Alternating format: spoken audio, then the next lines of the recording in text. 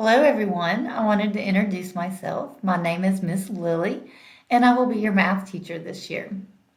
So, I just want to go over a few things to let you know a little bit about myself. First, I have taught math for about 19 years, both in person and online, and I also coach cross country.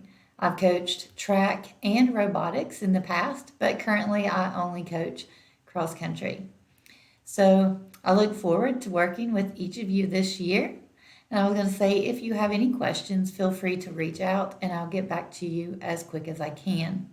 I do have posted office hours, so if you reach out during those office hours, I will be able to get back to you very quickly.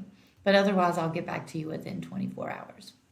Anyways, I hope you are excited about a great semester and I look forward to working with you in class. I'm going to tell you a little bit about myself. I am very much an outdoors person, so I like to run, bike, hike, go camping, snowboarding, whatever, just being outside in general. So anytime I'm not working, you can usually find me at the park or on a trail somewhere. So that's a little bit about myself. So if you have any questions, reach out. Tell me a little bit about yourself. Again, I look forward to getting to know you this year. Have a good week.